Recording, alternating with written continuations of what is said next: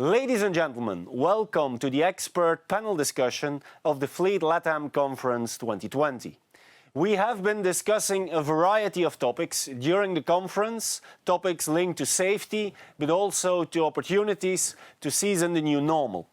With our expert panel, I would like now to examine how you can seize opportunities in connectivity, electrification and mobility, and this for your future LATAM fleet management. Ladies and gentlemen, let's have a look at our expert panel. They are here with us in this room. First of all, we have Rodrigo Monroy. He is working at Novartis and is in this panel the voice of the LATAM fleet customer. We also have Megan Allen. She is EV Solutions Manager at Geotab. Geotab is our founding partner for this conference. Welcome, Megan. And finally, we have Ricardo de Bolle. He is Global Business Development Director, Latin America at Arval, and representing our gold sponsor, the Element Arval Global Alliance. Welcome to all of you. I hope that you are doing fine. I hope that you are safe and well, and so we will have a great panel discussion. Of course, we need to talk first of all about the current pandemic. And so my first question is linked to that, and I would like to start with Rodrigo Monroy of Novartis. Rodrigo, can you briefly describe the current impact of the pandemic on vehicle fleet management in Latin America? Sure, Steven. First of all, thank you for the invitation. Well, the impact of the pandemic for the fleet managers in Latin America has been big, but in some cases not different from other fleet managers around the world. We had some delay in the delivery of the cars as new. The dealers closed and we couldn't make maintenance, and our sales force were at home, and we kind of stopped the operations. But if we talk about Latin America, I could say that additionally to that, the impact was also economic. As you know, the value of the currencies were depreciated, and they lost their value about 20-25%, the Mexican peso, real, or even the Colombian peso. So this meant that we didn't know what would be the future price of the cars. So that was additional uncertainty for the fleet managers, and we need to be aware what would be the future of the cars for us to be within the budget. Additionally, we need to prepare for what will be after the pandemic, to know when to go out, when will be safe for our drivers to back to work, and then to provide a recommendation for the management. Okay. Rodrigo, have you, due to the pandemic, within your company, been a little bit more cautious when it comes to perhaps new initiatives that you were planning and that now perhaps are a little bit on hold? Or is it now that you can, let's say, accelerate perhaps some initiatives because of the particular situation we are living in? Well, the initiatives are different now, some of them, because we were thinking about shared cars, but in the short term, not anymore. We won't be able to have two or more employees in the same car because of the pandemic and because of the COVID. But we will have some other initiatives that will come because of the pandemic. For example, we know that our drivers are not using the cars all days of the week.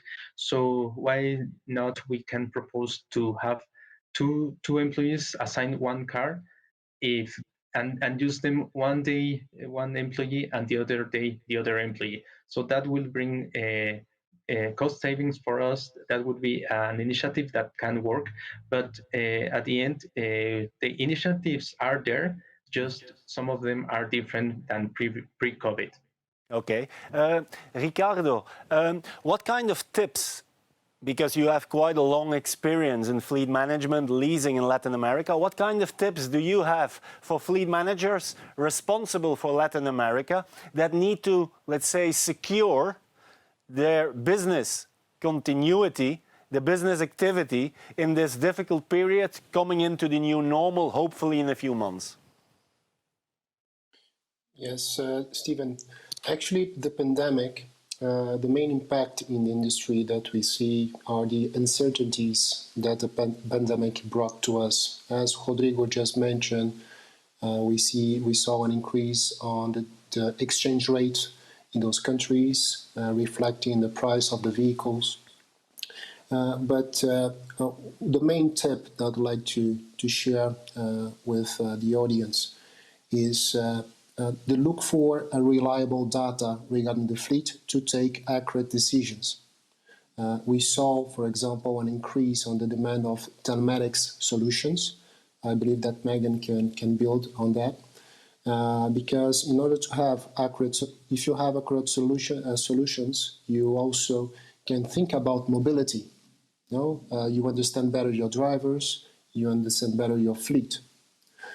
We also we are also seeing an increase on sales and leaseback solutions, because this is a new way of funding for the fleet. On average in Latin America, less than 10% of the fleet is on full service leasing. We have around 90% on outright purchase. And also it was a great time for fleet managers to review their internal car policies, to see if this is aligned with their company strategy. So it's a moment to think about the fleet, to look at the data that you have, and then to propose new changes and to have a more efficient fleet in your company. Mm-hmm. Okay, Megan, if we hear Ricardo, then he is saying, of course, that data and good data gives, let's say, fleet management intelligence. I would like to see with you, what kind of opportunities do you see for fleet managers today in Latin America going forward? I think that perhaps there could be opportunities related, let's say, to connectivity, to electrification and mobility. What is your vision and the vision of Geotab? Yeah, I'd really second what Ricardo just said about having data and having information. When we consider the new normal and the economic impacts that have come out of that, I think we're seeing fleets really focus on their costs. What is the cost of operating vehicles? What is the cost of procuring vehicles? And having accurate data is a way to essentially be able to make decisions without assumptions, without having to do a lot of work in which to gather that information. So I think it's really the key to make the right decisions. So sometimes we see with fleets, they'll use connectivity to monitor and manage the amount of idling that their fleet uses, because we do see fleet budgets under a little bit of strain. And so anywhere that we can use technology in order to minimize that budget, is a big win for fleets. We can also see this in the adoption of new technologies from a vehicle perspective. So we focus a lot on electric vehicles because they're one of the ways that fleets can most significantly reduce their operating budget. But what we want to make sure of is that, an electric vehicle is put in a position within that fleet that it will succeed. So an EV isn't the right choice for every single vehicle within a fleet, but for some locations, it can make economic sense for that fleet to go electric. Having information, having a connected vehicle enables partners to build upon the information coming out of, in our solution, Geotab, and something we have called the Electric Vehicle Suitability Assessment, in order to make sure that we're putting electric vehicles where they succeed and where a fleet can most quickly realize a return on investment from that vehicle. Okay. So it's really de-risking those assumptions. Okay, perfect. Rodrigo, when you were talking about initiatives, and we have heard from Ricardo and now also from Megan, the importance, for example, of embracing data and connectivity. I would like to see with you, what kind of advice do you have and how do you go when you have a new initiative, for example, in telematics or in electric vehicles, and you need to convince your internal stakeholders, your top management, your local fleet managers? What are kind of elements that you can mention to us that are perhaps also some kind of advice for other fleet managers? How to do that? Well, yeah, I totally agree with Ricardo. I mean, you need hard data. And that's you as fleet manager will be able to have that only if you have the connectivity already in your vehicles. And let me give you an example. If you want electrification in an electric proposal for your fleet, you need to know what's the mileage that the driver is using a day, a week, and a month. Because if you come with a car that it has a lower range than the actual use of the current vehicle, that wouldn't work for your driver, and your management won't buy your initiative. So when my advice for the fleet managers is to have when you come with a proposal, to come with enough information for that to convince the management.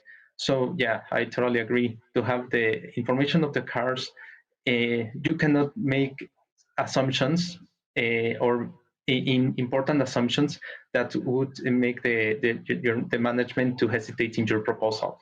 So have the correct information, a good proposal, and a proposal that works for your drivers. Because you can come with a proposal that if you don't hear your drivers, if you don't know the needs of your drivers, the proposal won't work. So you need to link the driver's needs, your management and expectations, and your current information of your fleet. Okay. Ricardo, are fleet managers and companies in Latin America, let's say, open enough for new initiatives around connectivity, telematics, fleet electrification? Or do you see still some kind of reluctance? Yes, there is reluctance in the market, but I would say that's not only, it's more, we need to look at, we are talking about data, right? Driver profile, but there's also technical aspects to consider when you move to electrification. We cannot see that in Latam we are at the same level as we are in North America or in Europe. You need to see your driver profile for sure. You have the data, but talking about full electric vehicles in Latam is still embryonic, I would say. So we see that in the numbers and the statistics that the OEMs provide. However, in some markets, we are seeing that for some levels in the company, that hybrid vehicles are becoming a good solution, providing better TCO than fossil engine vehicles. So this is one thing that we need to take in consideration, is the capability and the technical aspects for electrification. Okay. Megan, if you look into Latin America, what markets, what countries do you believe are the most, let's say, EV ready? I think it really depends upon the segment. So when we look at specific countries, I know that we have, for instance, Chile has made a number of very public commitments to electrification in their public transport fleets, so electric buses. But we have seen passenger cars as well in other regions. So I would say we are seeing it not so much be a country specific type of deployment, but more of a vocation-specific type of deployment where specific industries are going electric sooner. So we will see some interest from energy companies and electric utilities in order to better understand those vehicles.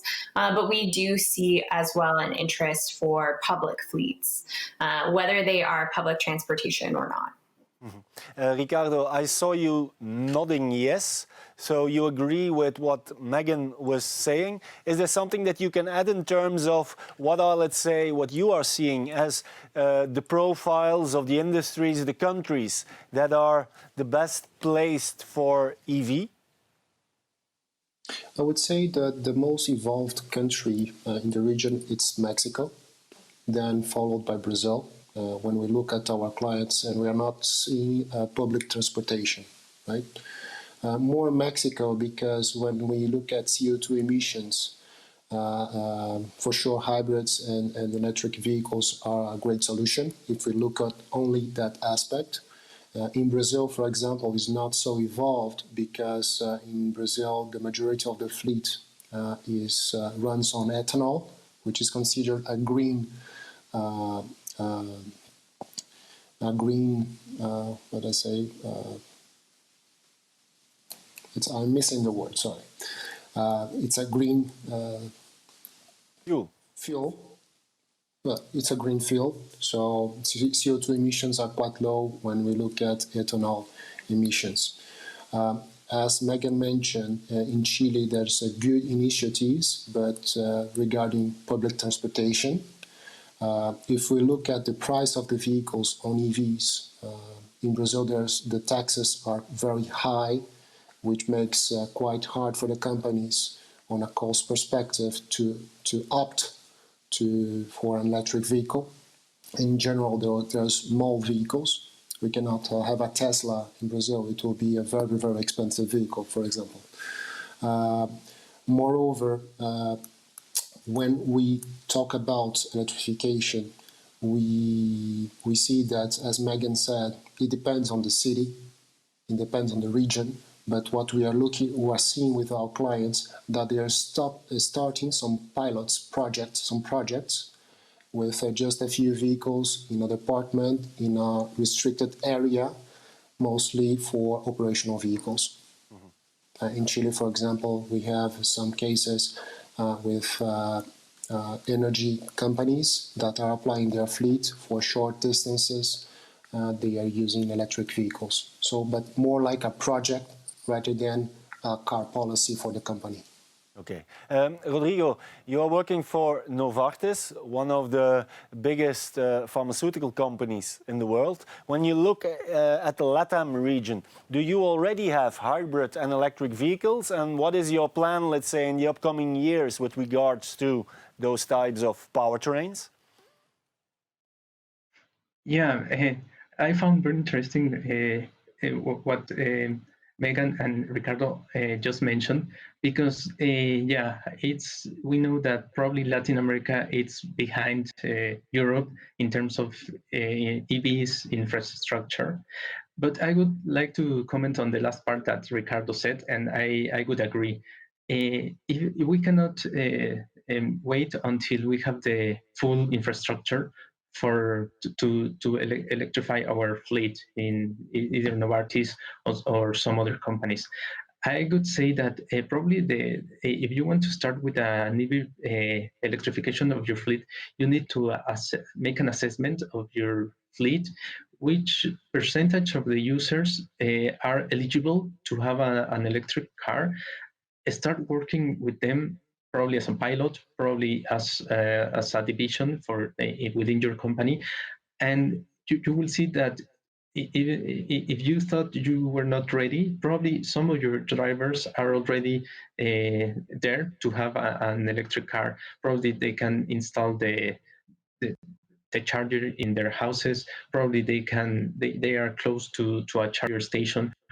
Offices you can install the charger. So I think that would be the next to come in Novartis, to start working in which countries or which of our customers can have an electric car for us to be there already and not wait until the whole infrastructure is ready in any country. Okay. Ricardo, I would like to know from you what kind of new mobility services you perhaps see emerging in Latin America next to the company car. Rodrigo was already mentioning that they were thinking about some kind of carpooling, car sharing initiative. Are there initiatives that you say, well, perhaps car sharing, micro-mobility, scooters, I don't know. It's something that we see happening in Latin America more and more and can emerge in the upcoming period? Yes, for sure, Stephen. The first thing is, the first example is car sharing. Can be, it's a more used solution, but also micromobility. We see that cities like Lima in Peru, Sao Paulo, even Chile and Mexico, we see that the use of micromobility is getting more and more frequent. Also, like Uber, it's been very much used in those large cities. But when we talk about cities, we need to look at the environment, because for congestion, for example, if we look at the congestion perspective, having micromobility can be an excellent solution, right? I can give you an example of myself. I have a company car. The offices are 6 kilometers from my house, and instead of staying 1 hour in traffic, I rent a scooter, and in 20 minutes I'm at the office. So, and this is more and more being considered when we are talking about reviewing the internal car policy, and we see that with some clients, we are seeing that for parked vehicles, a downsizing of the vehicle in exchange of mobility budgets. Mm-hmm. But this is something that is being considered, including at Arval. Okay. Let's move on to the chapter about the perhaps evolving role of the fleet manager due to electrification, mobility, data, and connectivity. Would like to start with Megan. Megan, how will connectivity change fleet management and the role of the fleet managers in the future? Because perhaps they are a little bit fearing that technology will gradually make their role and their job redundant.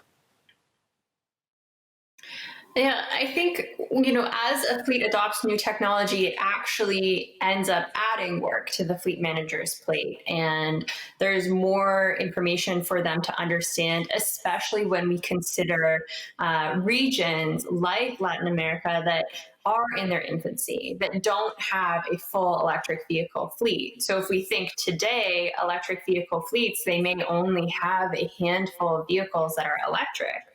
And when a fleet manager has to manage those vehicles and manage them separately and understand everything about them, that can be an added burden. And so when we think about connectivity, it's really to minimize that burden. It's to make it easier to make this step. So some things that we see is that now with electrification, the fleet manager may have to take on a role that's related to driver education. So they may have to encourage drivers to plug in at the end of the day so that the vehicle is fully charged the next day.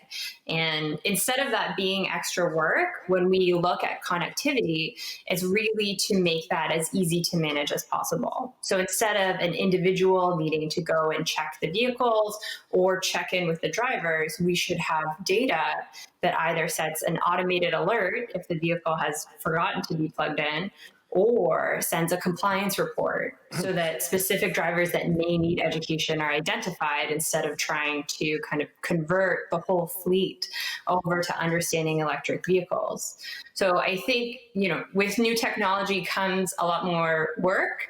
And from a connectivity perspective, you're trying to make sure that new technology is as little a burden on the fleet manager as possible. And we set up more automation around that management so that they can focus on everything else they have on their plate. Okay, so they don't need to be scared of technology. No, I don't think so. Okay, perfect. Ricardo, do you think that the current situation with the pandemic and the trends that we are seeing in the Latin American fleet market will lead to, let's say, a permanent change in fleet and mobility management and also the role of the fleet manager? Definitely yes, Stephen. If you look at some years ago, the fleet manager role in Latin America was not at the same level as we have in EMEA or in North America. As the majority of the market is on purchase, fleet managers were generally seen as someone in the company who is responsible to manage the maintenance of the vehicles. Right? But this has changed a lot, and the pandemic and the uncertainties that the pandemic brought to those markets, we see that combining data in order to take reliable, good decisions, HR, finance department, they are looking to the fleet managers and they are asking to the fleet managers what is the best solution, because he's the one who has the information and for the company to take the right decisions. So for sure, definitely it will change and change for the best in the future. And if you look at also the sector in terms of information, we have now Fleet Latam. We didn't have that a few years ago. So where the fleet managers could go to get data from other countries, because fleet managers today are not looking only at their country. They are also being responsible for other countries as well. Mm-hmm. So, if I understand you correctly, then Rodrigo's role will even become more interesting and more important in the future. Okay. Rodrigo, yes, how do you see your role in the future? And how do you, let's say, how are you going to connect with, for example, HR, finance, facilities that probably in the near future will also become really important stakeholders when it comes to mobility, electrification, and data management? Okay, yeah. First of all, I agree with both of them. Fleet managers will have more work to do, more on their plate. But that's good news. We will have also more visibility within the company. Even though some initiatives could mean that less amount of work for the fleet managers, for example, if you come with a budget allowance for some of your employees, but you will come with an electric car to other of your drivers. You will come with a hybrid solution to other. So the fleet managers would need to make all these analyses and definitely connect with stakeholders, with HR, with finance, security, and EHS to connect all the dots and come with the best solution. And we need to be aware that the fleet manager is not alone, and they need to rely and to have a good and constant communication also with the vendors. Because if all the work and all the responsibility relies on the fleet manager, probably he's the one who will connect the dots, but he will need the tools, the correct programs, correct cars, correct mobility and connectivity solutions, leasing companies as well and partners to be able to have a more evolved program to have and to stay with in pace with technology. We cannot stay behind technology because our drivers need it. Our company and the companies that are in pace within technology will be the ones that strive and will have the best mobility programs and fleet programs. Okay. Final question. Very short answers, please. We need to end with a tip. And I would like to ask to all three of you, what do you believe is the #1 opportunity to seize for fleet managers in Latin America right now? I would like to start with Ricardo. What is the #1 opportunity? The #1 opportunity is to show to your company your role. This is for the fleet managers, your role on providing cost reduction to your fleet. Okay. Megan, what is for you the opportunity that you see for fleet managers in Latin America to seize?